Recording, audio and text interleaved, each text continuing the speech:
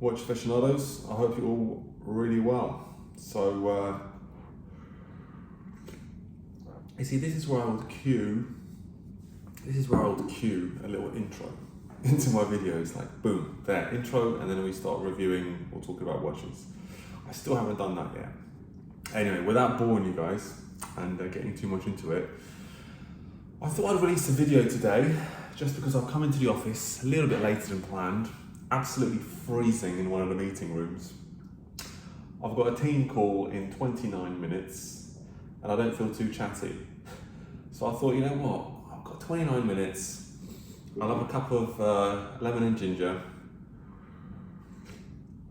and I'll record a quick video for the guys on YouTube, for the viewers, for the subscribers, for the millions and millions of secret subscribers and secret viewers. So guys, what am I covering today? I'm covering today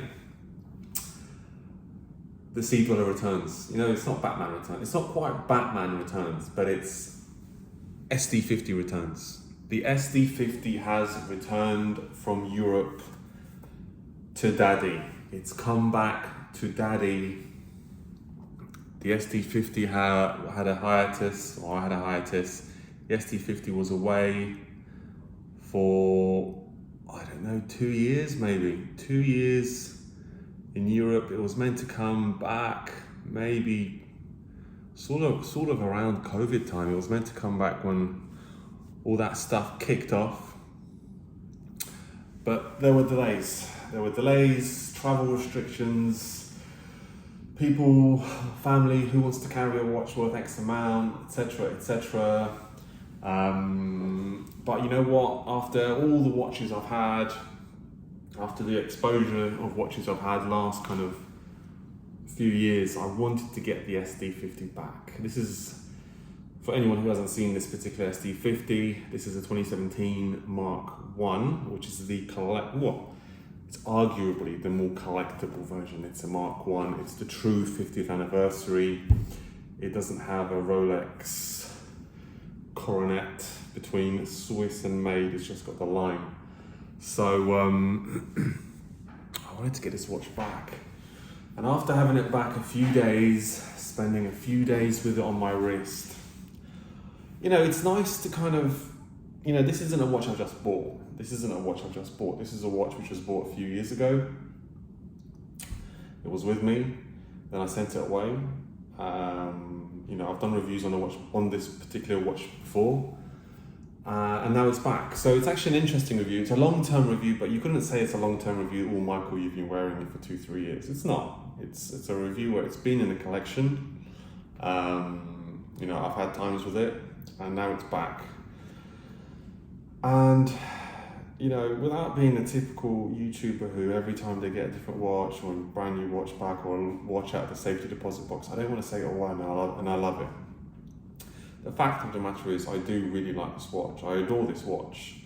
Just because it's not a Submariner, just because it feels so good on my wrist, because it's got the single line of red text, which just sets it apart from every typical generic Submariner out there.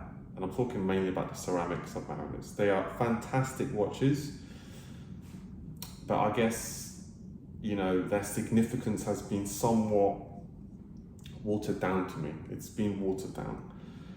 And this, with the 60 second markers, just that touch of busyness to make it a bit more sporty, with the red writing, with, you could say, more of it's a bigger watch, it's a more manly watch. I mean, this on the wrist, I feel it more, I like that. I typically like, honestly speaking, I think people will know, I typically like more slender watches. You know, I've emphasized this before, I typically like, this seat keeps going down. It's one of those annoying seats. It's one of those creepers where you're sitting down in your meeting and you're just slowly going down. This is such an annoying seat, and I've changed it. Anyway, back to the SD50. It's such a sleeper tank on the wrist.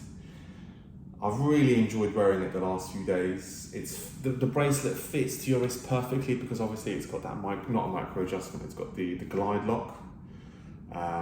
there are moments in Dubai when my wrist is bigger, smaller, slimmer, whatever. Depends on the AC, depends if I'm eating well, traveling, all that good stuff. And anyway, it's just back on the wrist. And it's funny, when this watch was away from me, I thought it might be too big. I was beginning to think maybe the SD50 might be too big for me. But since it's returned, I actually think this might be the perfect size Rolex for me. It might actually be the perfect size Rolex for me. I've said the new Submariner has too big a clasp, and I've said the new Submariner has too big a bracelet. But the new Submariner is a Submariner. It's not an SD50. And how I like to compare my watches to cars. This to me is the M5. It's the BMW M5. It's kind of like the flagship bad boy.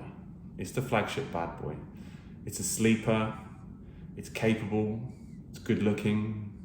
No one's going to say, why the hell did you buy this watch, or why did you buy an M5? And I just really, really like it. I mean, for me, the Submariner, a lot of people will compare the Submariner to a 911. There are aspects of it which make it a 911 true, but I always will see the Submariner as a bit of an M3. It will always be a bit of an M3, M4. People would love to say it's a 911, and it kind of does overlap into 911 territory, but I don't know, just not quite. And certainly if the Submariner is a 911, well then this is a 911 Turbo, and that's what you all want, right? So yeah, it was just a really interesting thing, because to be away from your watch for 2 years, it's not your typical, I'll put my watch away for a month and I'll see how I feel. It was away for 2-3 years, and I was seeing pictures of it online. I was thinking, when am I going to wear this watch again? When is it going to be back? And I just kept thinking, wow, I'm enjoying the GP now. I've enjoyed the lighter watches. I've had time with the lighter watches. Am I going to be a bit thrown off with the SD50? Is it going to be too chunky and big? And when I say that, I think the main reason is I had a friend visit here a few months ago, and he bought his SD50, and I tried it on, and it just felt big and heavy. But I think the main reason is the guy has huge wrists. I mean, his SD50, this is the type of guy who has to add a link to his watch when he buys it. You have to add a link off the bat. So he's got way bigger arms and wrists than me. So obviously putting his watch on and kind of holding it in place whilst you look around, it'll always feel heavy that way. But at the same time, it got me thinking like, the SD50 might be too big, but it's just so perfect. It's perfect for my wrist. I think my wrist is about 7.25, 7.3 inches, 7.25, used to be marginally bigger, but obviously with 10 kilos of weight loss in the last 12 months, you're bound to lose a little bit of size here and there, bit of chunkiness, you could call it. I have thought about sticking this on the Everest rubber strap, or the Everest, what do you call them even? Everest strap. I was going to say the Everest Rubber B, but they're two competing brands. I've had the Rubber B before, and I will not buy a Rubber B again. I think the Rubber B is a great product, the Rubber B, but for me, it doesn't have enough adjustment holes, and whilst people will argue it's not as aesthetically pleasing to have so many adjustment holes, I'll say, well, the whole point of having adjustment holes is that it's comfortable. And the Rubber B, 2 Rubber B straps I had, both an orange one and a black one, and it was either too loose or too tight. That was it. It was too loose, and like annoyingly too loose, like a bit of a bracelet, or too tight, where it's just so strapped on that you feel it non-stop. You cannot ignore it. It's just strapped on. And my time that I've had with an Everest, it was perfect. I mean, I had the Everest on the 140-60M, the 2010, and that felt incredible. That Everest strap on the 140-60M was the one that got me into third-party straps. It just felt incredible. Yes, it may be bowed out a little bit, but you know what? It's not noticeable. You know, people spend too much time looking online at images, which one's blacker, which one's more elegant. Trust me, you need to have the right fit. Otherwise, all the other stuff doesn't matter. If you don't have the right fit, just forget it. And you know, Rubber B, from looking at stock images, might be a bit prettier, a bit more elegant, and I mean marginally, like if you're really looking at the fine details, but the Everest is just a more realistic one. It's better, for me, better suited. So yeah, I just wanted to kind of give that feedback. Oh, I've got 19 minutes before my, I think it's a Zoom call or a Teams call, I don't know yet even. So I just wanted to get my feedback, I wanted to get my brain thinking a little bit. I've had enough coffee today, but still the brain's not quite waking up. I just took 5 days leave. And as always, once you have leave, the first day is so difficult to get back into it. So guys, just a short video update of the Sea Dweller 126600 Mark 1 2017, so the 50th anniversary edition. It's back with me, it's back with Daddy. I'm really enjoying wearing it. I think it's a fantastic watch. You know, the bracelet is great. You know, there were moments when I was away from it, you think, is it too big, too large or not? But I think the most important thing is getting the right fit on your wrist. Once you get a watch the right fit on your wrist, it kind of doesn't matter because it's not, you know, bouncing around the place. And for my wrist, I think I'm a bit more fortunate where I can maybe pull it off. Not, you know, not everyone can, but I think more people can pull it off than they think. Sometimes when you look at a watch on your wrist, it looks bigger than it actually is. But when you look at yourself in the mirror, or you see it in photos, the watch looks fine. So a lot of it can be a little bit up here.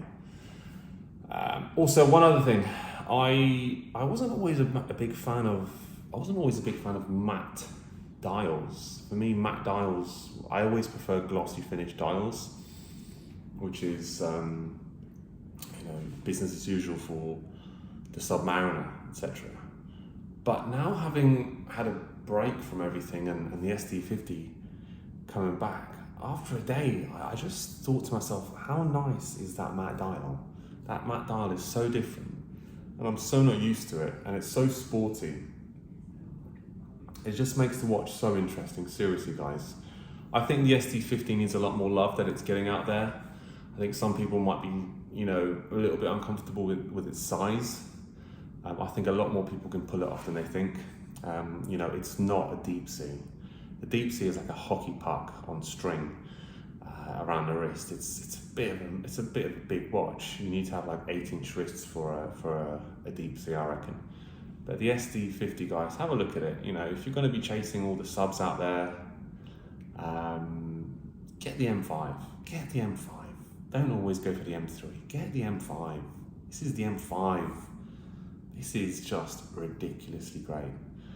Guys, thanks for listening. Listen, if you've got any feedback, ideas for a next video, I still need to do my video on the GP. I gave up, you know, on editing the one I recorded with the sound problem. I'm going to do a new one, but I need to be in a mood to do the new one. So guys, any ideas, maybe Q&A stuff I'll do next, drop me a message in the comment section below. As always, look forward to hearing from you. I try to be as interactive as I can be. With the end of the year right now, you know, it's a little bit more difficult, but at the end of the day, I still jump on YouTube a few times a week just to see what's cooking. So thanks very much, guys, for listening, and have a good day. Bye.